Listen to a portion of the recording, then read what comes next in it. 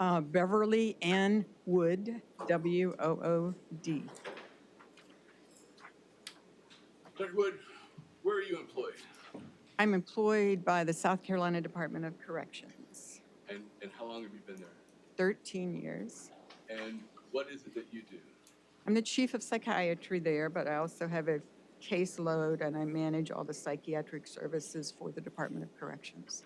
And can you tell the jury a little bit about your educational experience and background? Yes, I went to undergraduate school at Virginia Tech. I went to medical school at Virginia Commonwealth University, the Medical College of Virginia in Richmond, Virginia. I did my psychiatry residency at Penn State University's medical school, which is in Hershey, Pennsylvania. And I also did a fellowship in child psychiatry, but I didn't actually work in child psychiatry. I worked 2 years for the Pennsylvania Department of Mental Health. Then I came to South Carolina in 1991, and I worked for the South Carolina Department of Mental Health until 2006, when I came to the Department of Corrections to be chief psychiatrist. And I've been there since that time. During this time, it's best moved that Dr. Wood be declared an expert in psychiatry. Any board dire? Limited to psychiatry, Your Honor. Very well. Dr. Wood is offered for your consideration, opinions in the field of psychiatry. Yes. Thank you. Dr. Wood, can you tell the jury a little bit about how you became involved with Tim Jones? Yes, I happened to be covering the unit that he first resided in. That was one of my areas of responsibility when he came to the Department of Corrections. So he came as a pre-trial detainee. Sometimes we get people that haven't been to trial yet, mostly. Most of our inmates have already been to trial. We get a few that haven't. And I evaluated him and treated him. And then when he was moved to another campus, that's one of the campuses I covered, so I continued treating him. So I treated him during his entire stay with the Department of Corrections. And do you know the dates for that entire stay at the Department? He came September of 2014, I think the 12th. I'm not sure the day. September 2014. And the last time I saw him was in December of 2018, because I don't know the exact date that he came back to Lexington County, but that was the last time I saw him. It was in December. And if Dr. Farson had testified that the dates were September 12th, 2014 to May 9th, 2017, that he was at Kirkland, and May 9th, 17 to January 23rd, that he was at Lee. So those dates sound right? Probably. So when you first saw Tim, can you tell us how that went? What was that about? What was he like? I first saw him basically to obtain history and figure out what's going on. People don't generally come to us with any information, so we just interview them and try to get as much information as we can, which is what I did. And you want me to talk about the actual interview? Is that what you want me to talk about? Yes. Okay. He gave me a family history of schizophrenia. Said his mother had suffered from schizophrenia. He said that he had started hearing voices, I think around age 12, I think is what he said. He had a head injury in an automobile accident. That was in his teens. I don't remember the exact age. I think he told me he started using drugs around age 15, started with alcohol, progressed, used a variety of drugs, marijuana, synthetic marijuanas, cough syrup, had used cocaine, occasional ecstasy, I think he said. So did you obtain a history of his drug use? Did he tell you about that? Well, yes, he told me what he had used, and I mean, I didn't get information about how many times a day and that type of thing in that initial, but he did give me extensive use of drugs. I think he said cocaine was his drug of choice, but I don't think that was the one he'd used the most, though. Did he tell you about the use of synthetic He cannabis? told me he had used synthetic, yes, he did tell me that. And at that time, did you start a working diagnosis? What did you do? Well, I mean, based on his mental status exam, when about the voices he said he heard, he said he saw more like strange things. Sometimes when he looked at the walls, he would see like shapes or movement, sometimes faces. He'd been depressed. He said, I guess he was kind of a loner, I gathered, for most of his life. He liked to do things fast, and I think he said he ran wide open sometimes, had been depressed sometimes. So I thought there was a psychotic component with the voices. He also expressed a little paranoia. And I thought there was an affective component because there were some bits of maybe hypomanic or manic behavior, although he did not give me a history of a full-blown manic episode, and some depression. So my working diagnosis that I gave him at that time was schizoaffective disorder, although there was also a history of substance abuse. Sorry, my mouth is dry. And I had to rule out personality disorder because he said he'd been in troublesome in his youth. So that was a rule out too that I put in here. Did you originally start out as psychosis not otherwise specified? Probably, yes. And did you start him on any medication? Yes, Geodon, which is an antipsychotic that's also a mood stabilizer. So. Now, with Geodon, can you tell us like how that's taken, how it's absorbed in the body? Are there any special requirements? Yeah, you have to have food in your stomach, at least about 360 calories in order for it to be effective, which is a little bit of a challenge within the Department of Corrections to time it with food. I mean, we're supposed to be giving snacks, but that doesn't always work out. But I like to use it because it is a good mood stabilizer and an antipsychotic, and the side effect profile is pretty good. I mean, it's generally people maybe get a little tremor, but the side effects are not usually as severe as with the older antipsychotics. And we have a list of preferred antipsychotics that we're supposed to use, you know, it's called a formulary within the Department of Corrections. So we try to stick to that whenever possible. So Geodon is one that I like to start with just because people usually tolerate it pretty well and it's usually fairly effective. Now, do you recall, like, how did he respond to the Geodon? Well, I had to keep increasing the dose with him. I mean, he did respond. He said he felt better, but we didn't completely get rid. It took a while to completely get rid of the voices, and we mostly got rid of the permutations, or that's what he called them sometimes, the things he would see.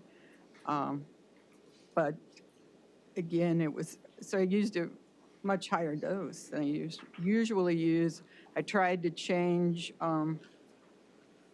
he did have a little tremor, so I gave him propranolol, which is a treatment for tremors of antipsychotics. We tried to switch to fluphenazine or Prolixin, which is an older, since we were getting so high with the Geodon dose. That was helping him, but then we were unable to obtain it from the manufacturer because they weren't making enough and it just wasn't available. The tablets, so we used the liquid for a little while because we could get that, and then that became unavailable. So we had to go back to just the Geodon, and then I think by the end we had added perfenazine or trilofan, which is another antipsychotic. So we were trying to not be on so much Geodon. But throughout with the Geodon, we had trouble with the food, you know. I mean, for a while, I was able to give him Ensure or Boost, and then we weren't able to do that. And they were supposed to start bringing snacks, and that worked better some locations than others. Yeah, now, at the Department of Corrections, on the weekends, do prisoners get lunches? They get 2 meals a day on weekends. That's why it's important to get the snacks, but the meds are mostly twice a day throughout, with the exception of a few special programs. The meds are twice a day, but on the weekends, they don't coincide with mealtime because they get a brunch and a dinner on weekends. So that's another challenge there. I'm going to show you one of your notes from October 2nd, 2014.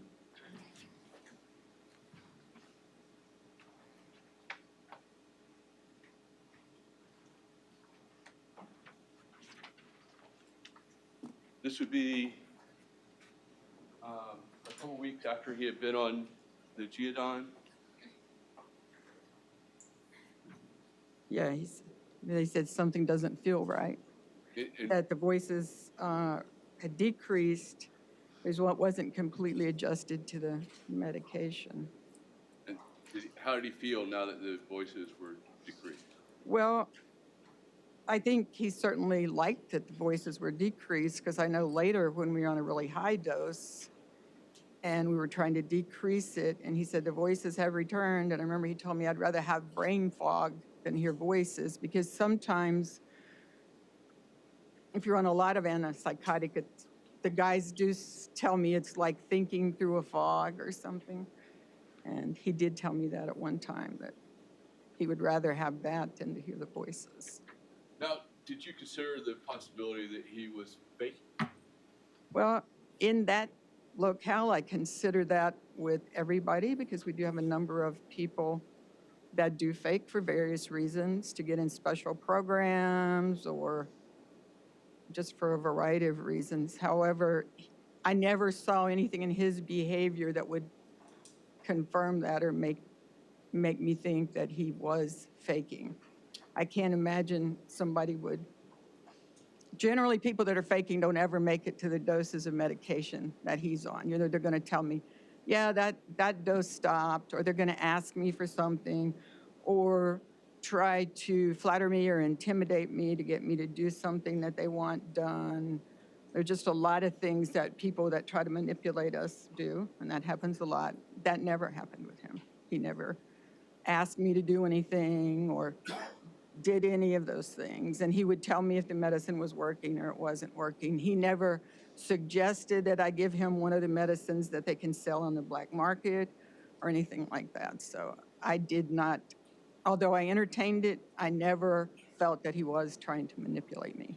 And none of the staff ever told me they felt like he was trying to manipulate them either. Is that something, like, I feel strange now that I don't have these voices? Is that something that somebody would say if they were trying to manipulate? I've not had anybody say that, if that was trying to manipulate me.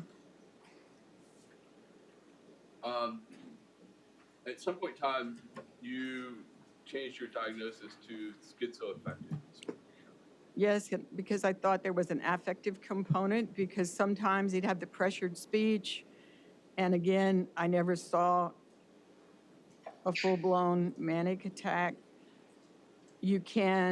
Some people with mania are happy, and some get agitated. So, I mean, he had described periods of agitation, which could be consistent with that. I think diagnoses in psychiatry are not as clear-cut. It's not as easy as it is in other forms of medicine. There's nothing I can measure, like a blood pressure or culture for a bacteria, because a lot of the criteria for the diagnoses overlap, and a lot of it's based upon the psychiatrist or the person treating or interviewing. So that's a big criticism, I guess, with the DSM-5s, and it takes years for them to come up with new books because there's so much controversy. So.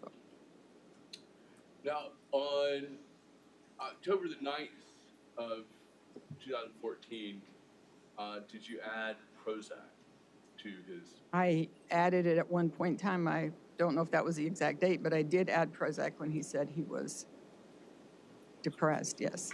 Now, had he already told you that the voices were starting to go away by the time you added the Prozac?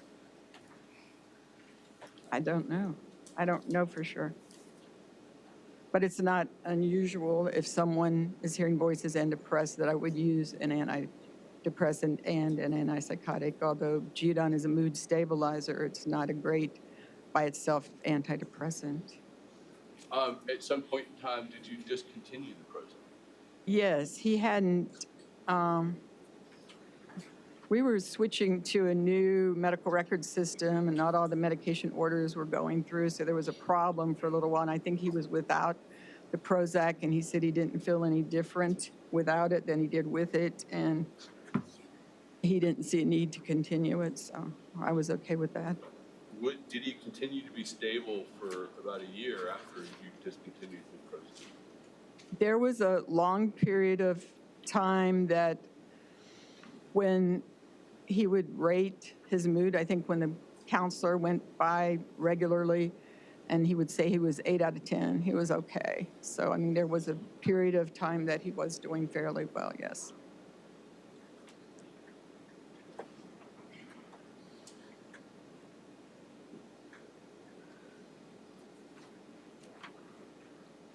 I'm going to skip ahead to the August of 28th of 2015. That would be the anniversary of the children's deaths. You recall that day? I know that I wasn't present when it happened, but he had made a suicidal gesture or attempt.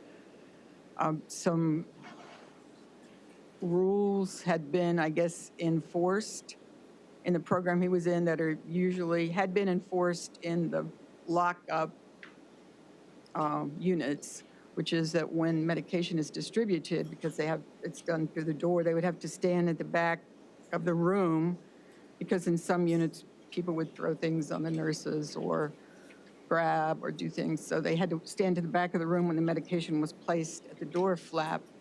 And apparently they implemented it in his unit, but they didn't tell people. And I think he thought that they were just doing that to him. As he didn't get his medication because he didn't stand in the back of the room, I think, for maybe a couple pill passes. And he made a suicidal gesture or an attempt to hang himself. Like I said, I was not there. I did see the video later, and I talked to him, and he said he was angry. I mean, he had told, I think, the counselor, I think he had told that, you know, it was the anniversary of his children's death, but he didn't tell me that. He just was. I'll show you another page of the records. And the records sort of go in reverse date order, is that right? They start at the bottom. Yes, that's correct on this page. Now, in the days leading up to the 28th, was he talking about his Geodon? Yes, he felt that it needed to be increased, this says. That was August 18th. And we did increase it.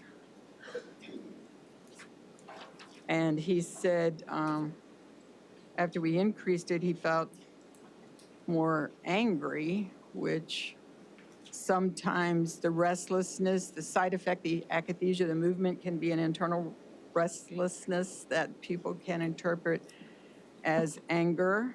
And I'm seeing if that's the day that that's not the day that I started the propranolol for the side effects.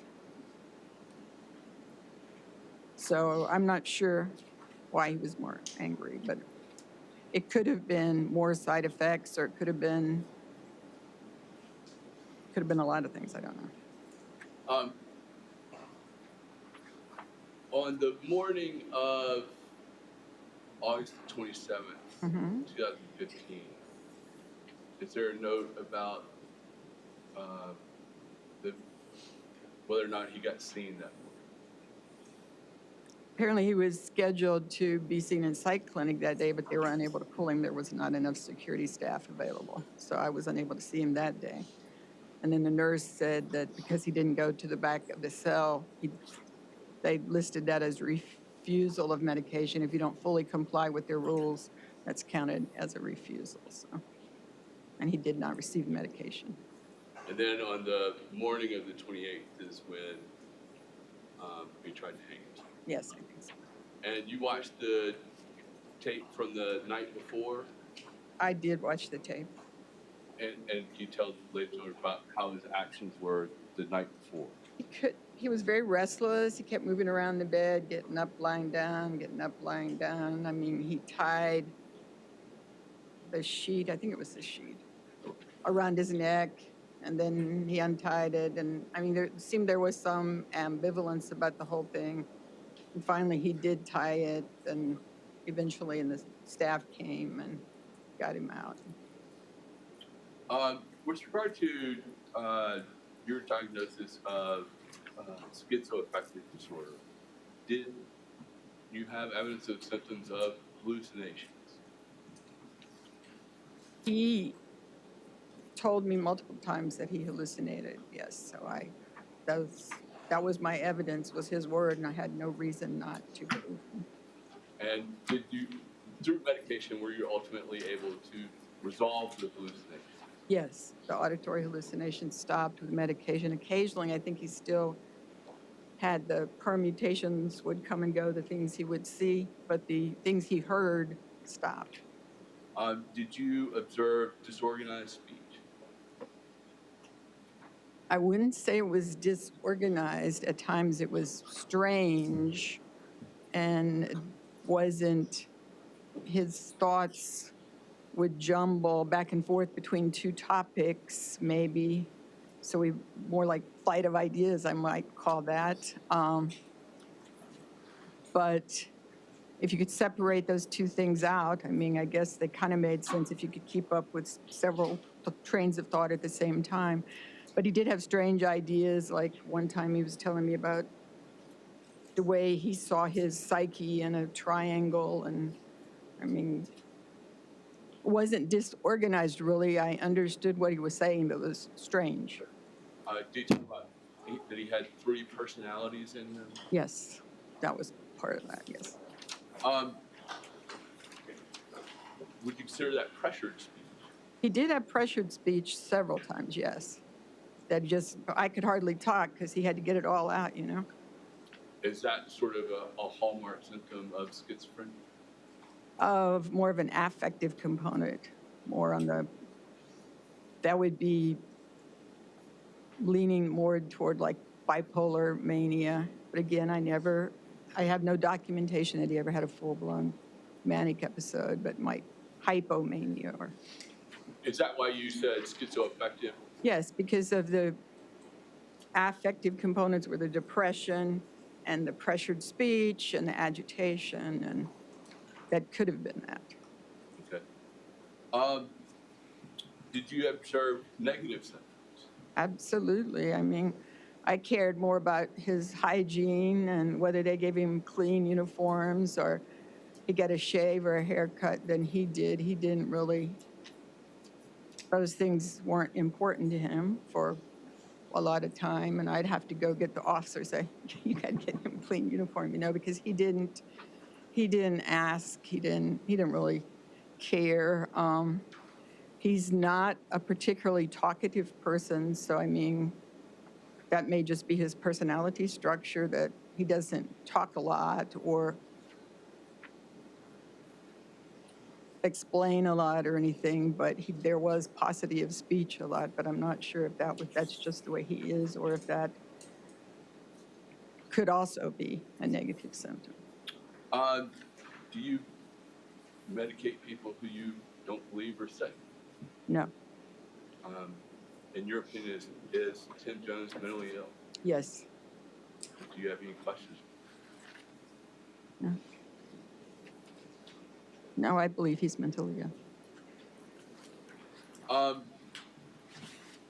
Did I ask you to try and average out how many pills he was sort of taking? You did. I can't remember. I did it for you, but I don't remember the numbers. As we were changing medicines and trying to treat side effects. I mean, sometimes he was on a lot of medications. And the Department of Corrections doesn't always carry the highest strength available of some medications. So, like, they make an 80 milligram Prozac, but we only carry 20, so 20 milligrams. If you want to give somebody 80, you got to give them 4 pills. I mean, it's part of the problem.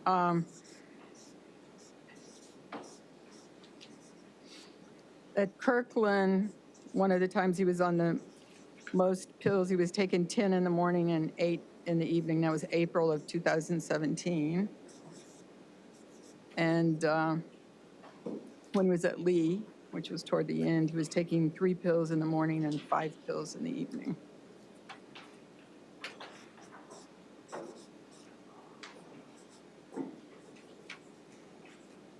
It was 3 in the morning. And 5 in the evening.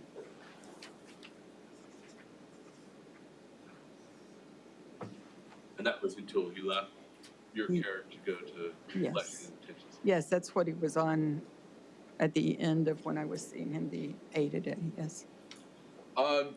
Now, have you seen people on spikes, on synthetic cannabinoids?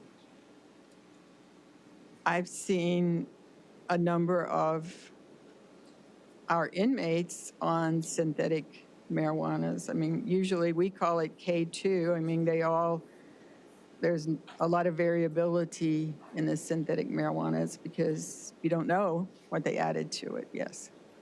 And have you treated people that were on Yes, the K2 or the spikes? yes, Have you treated them with antipsychotics? yes. Do they require, how long do you treat them? Well, generally they're better within a few days. Those that have underlying psychotic disorders sometimes take a few months to get better. Is Tim's condition a result of spikes, or is he mentally ill? Based, Motion, Your Honor, outside the scope. Rephrase that to stay within scope.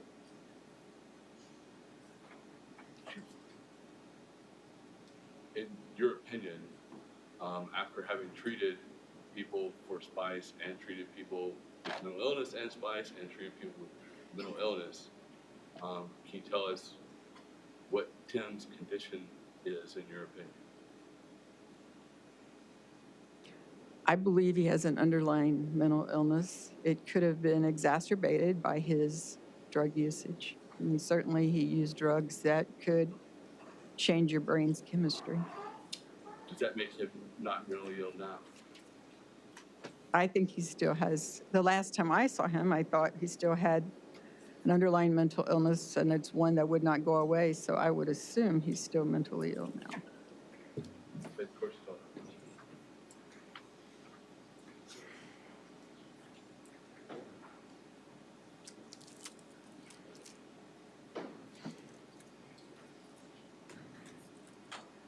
Do you know about how many times you met with Tim?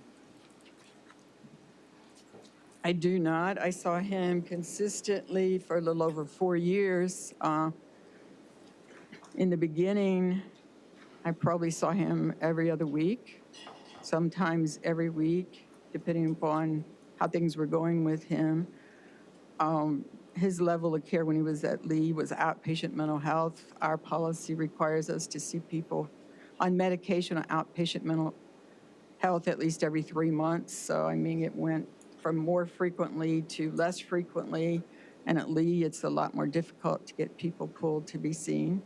So I didn't count the number of times, but I saw him a number of times. And I can't, if I didn't count them, I'm sorry. I don't know how many. And could you estimate, like, how many hours over those 4 years you spent with him? A lot. I don't know a lot, though. Okay. Thank you, Dr. Wood. Please answer your question. Good morning, Dr. Wood. Good morning. And I think when we spoke before, one of the things you indicated is that you're actually eligible for retirement. You've been a state employee for over 28 years. Yes, you guys pointed that out to me, and I told you I like my job, so, But, yes, and that's one of the reasons you're still doing what you do, because you like working with inmates. I do. And Dr. Wood, just to clarify how your role is different than a forensic psychiatrist, for example, your role is to determine what issues an inmate may have once they're in the Department of Corrections, correct? That is correct. I don't, well, we don't have a lot of pretrial detainees, but for those we do, I don't talk to them about their crime unless it involves their current treatment, something from it. So, I mean, that's not my role, is to deal with their crime, but to deal with their symptoms and treat them. That is correct. Treating the inmates for any symptoms that they describe once they're actually incarcerated. That is correct. And a forensic psychiatrist, and just to clarify, that's a separate form of board certification within the field of psychiatry, correct? Right. That's like I mentioned that I did additional training in child psychiatry, but I chose not to work with children. They do additional training in forensic psychiatry. So, And then the forensic psychiatrist would have the job of actually reviewing materials related to the crime to render an opinion about whether or not someone is criminally responsible or knew right from wrong at the time they committed their crime, right? that's correct. And that is a separate type of field than what you do. That is correct. And so, to clarify, you are not here to give any opinion whatsoever as to his state of mind on the night of August 28, 2014, correct? That is correct. I didn't talk to him about his state of mind on that date. So, part of your role in treating an inmate is you meet with them and you assess whatever symptoms they're describing to you at the time. Yes, And of course, you're looking for signs of or behavioral symptoms that may correlate with that, but you're also interested in obtaining that history from the patient. yes. And I believe that your work on the rectal examination, whereas it relates to Mr. Jones, you said he told me, and my evidence was his work. And that's regarding, For most of his history, yes. that would be his history of voices, his history of hallucinations, things of that nature, correct? Yes, that is correct. I mean, it's with hallucinations, you pretty much always have to take someone's word. You're correct, yes.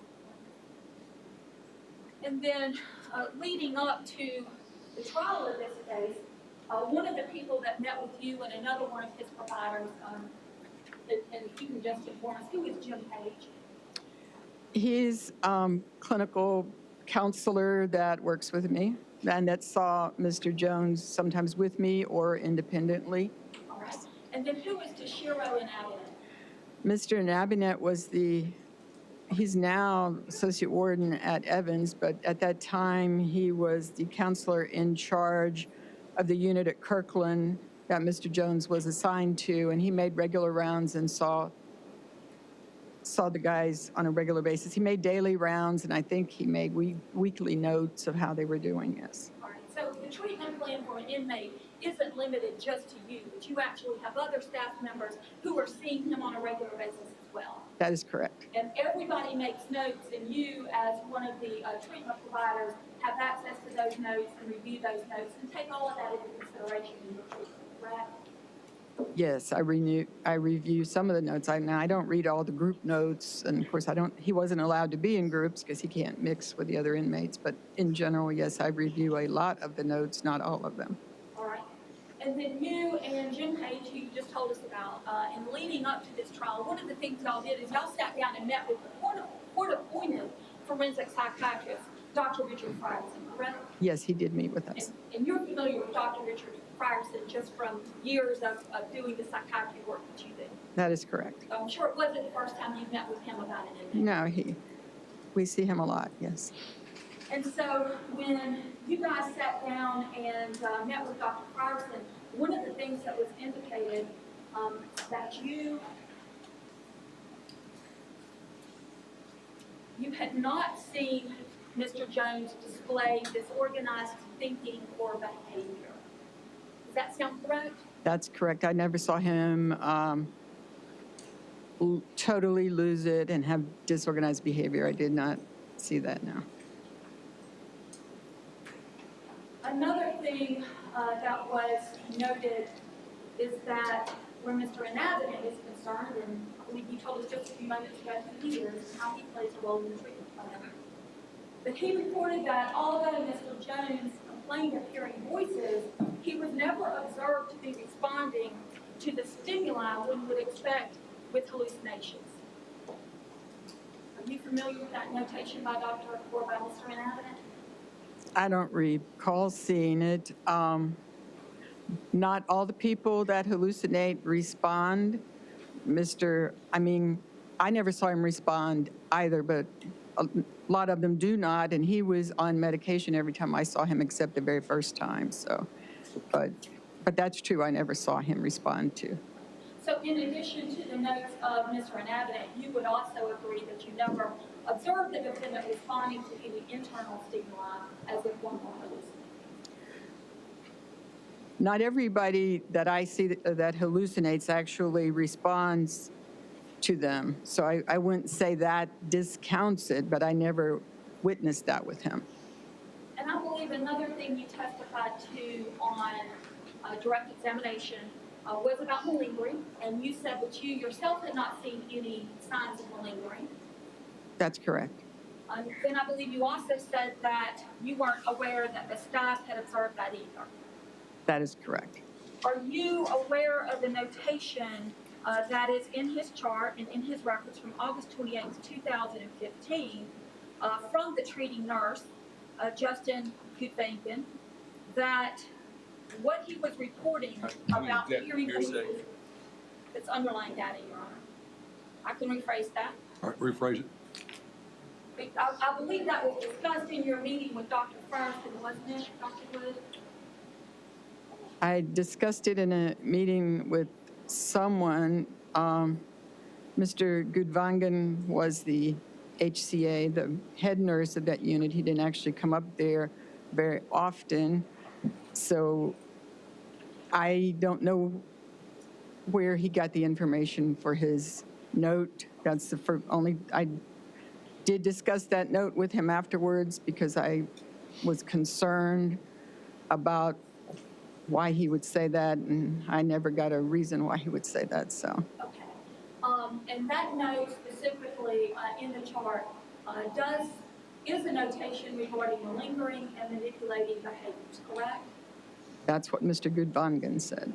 And specifically, it was because he had missed a dosage of Geodon and then immediately reported hearing voices. And according to the notation, he would not have experienced that after having missed just one dosage of Geodon, correct? I wouldn't expect full-fledged voices to return with missing one dose. I think he missed 2 doses, but anyway, I would not expect that. He did miss the propranolol, I think, and I thought he might be experiencing some withdrawal akathisia, the abnormal movements, internal restlessness is what I thought. But yes, I did not concur with Mr. Gudvangan's assessment, and I don't know of anyone else who did. All right, and I just wanted to clear that up because I think you had mentioned that the staff had not observed that, but there was in fact a notation about Well, and he wasn't up there. I don't think he observed that either, but he came to that conclusion somehow. Okay. And then, Dr. Wood, I know you addressed that there were no symptoms of disorganized behavior, but you were asked on direct examination about disorganized thinking. And I believe you said that there were sometimes thoughts that were flights of fancy, correct? Well, flight of ideas that he would be jumping from topic to topic and talking about strange things, but I didn't feel that it was disorganized. It made some sense to me. That's what I say. It makes sense because ultimately there would be some type of purpose behind the thought, correct? He was explaining to me how various things, yes. And are you aware of the note in his record from January 2015? I do believe it's also something that you discussed with Dr. Frierson. But in January 2015, he was noted to be angry. He struck a door with his fist. He was then treated for, I believe, some cuts to his hand. But he reported that there were people on the outside who were giving his wife a pity party, and that made him mad, didn't it?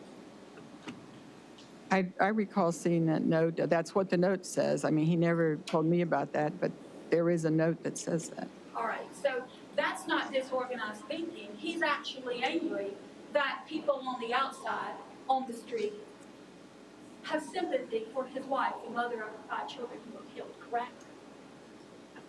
I mean, that's what he told the person. That's all I know. But you would agree that's not disorganized thinking. That note does not indicate disorganized thinking to me.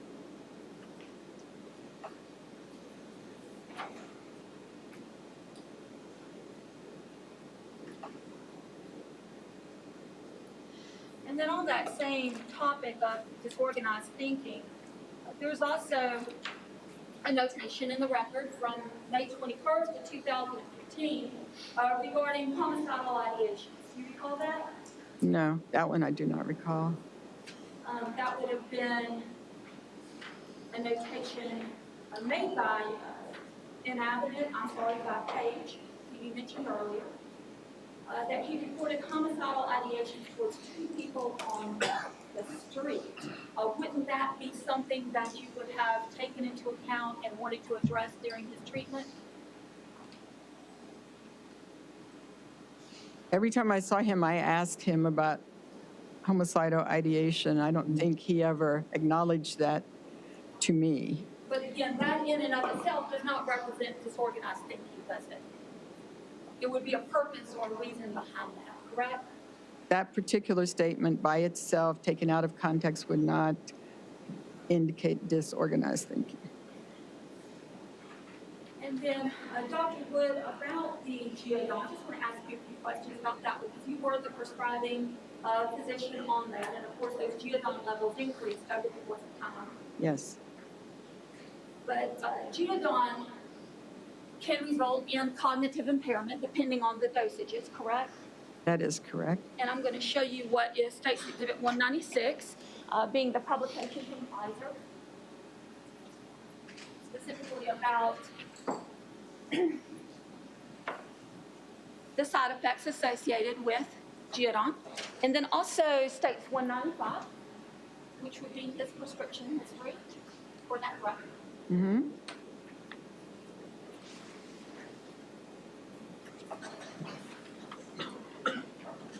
So cognitive impairment is one of the side effects that goes along with that, right? Can be. It can be, yes. Right? And in his case, I believe there were notations in his record about experiencing brain fog. I believe that was the words used in his chart. You were familiar with that? Yes, he did describe that to me at one point in time. So he was experiencing some type of side effect from the Geodon, which would be a normal reaction, correct? For some people, yes. And another one of those warnings that goes along with a drug like Geodon is that you're not supposed to drive, use heavy equipment, depending on the dosage, correct? Yes. So one would expect that you wouldn't want to conduct psychological testing if there are large doses of Geodon being prescribed, correct? We never did a level. And again, if you don't have food, it's like half as effective. So, but if you had a high level, you are correct. So, I mean, I can't say for sure how much he actually absorbed. And it can also affect simple tasks, like the ability to stay on task or the ability to stay on track, correct? In communications, things of that nature. It could cause sedation, which could affect that. And then some other possible reasons that Geodon would be prescribed to an inmate. Well, you've done your job so long and have treated so many inmates. Can you tell us through your own experience as a psychiatrist some of the other conditions that you have prescribed Geodon for? Generally, we prescribe Geodon as an antipsychotic for people that are out of touch with reality or hearing things or seeing things, or as a mood stabilizer. And when we talk about a mood stabilizer, just want to follow up on that because bipolar disorder on its own, even if someone isn't schizophrenic or schizoaffective, if they just have a mood disorder, serious mood disorder such as bipolar, Geodon is an accepted form of medication for that condition, correct? Yes, Yes, it And is. there are certainly physicians that prescribe it just Yes. for bipolar disorder. Yes. And is that something y'all have done there at the Department of Corrections as well? Yes, we do. Okay. Another known use for Geodon could be if a patient is experiencing severe insomnia. Do you know whether the Department of Corrections has provided that for inmates who experience insomnia? No, we don't. We have very strict guidelines on insomnia. We don't use Geodon for that. But it's acceptable just for a mood disorder in and of itself, correct? That is correct.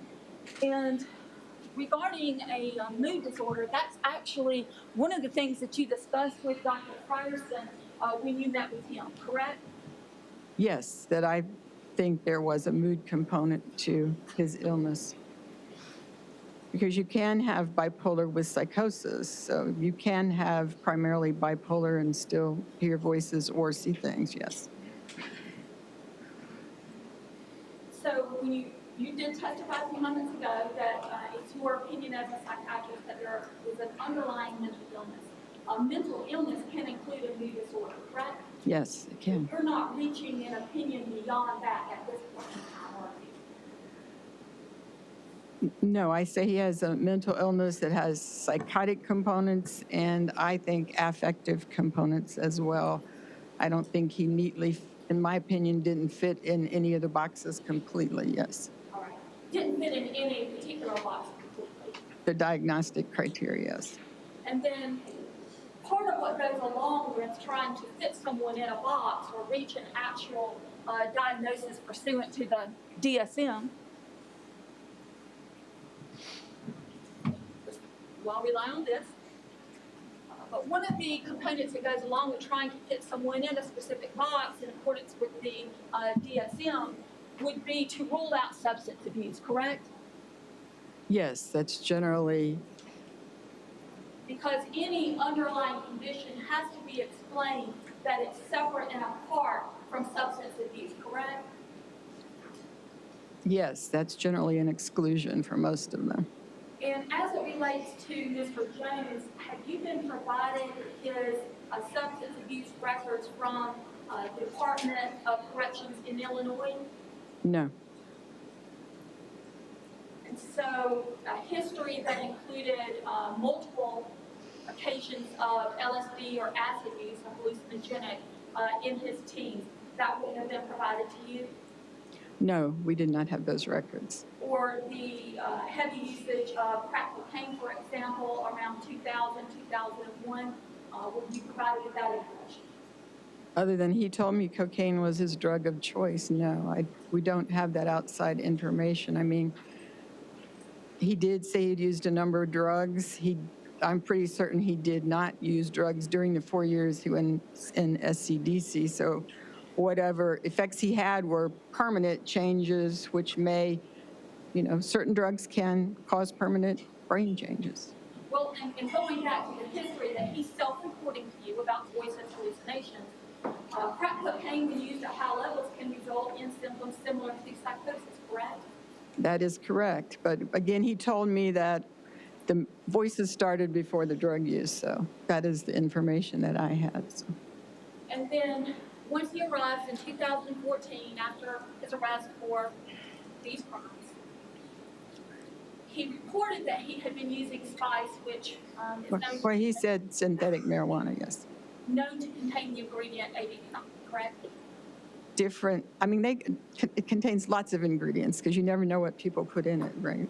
And as it relates to AD Kanaka, were you provided with specific information as to how often and how frequently he was using that up to the dates of these crimes?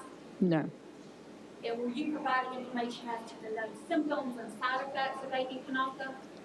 just of general synthetic cannabinoids, not that particular one. I mean, not one particular possible component, no. Need a 5-minute break. So, hold what you got. You stay right there, doctor. Jury's asking for a quick break, so I'm gonna give it to them. Don't talk about the case. See you back here in a few minutes.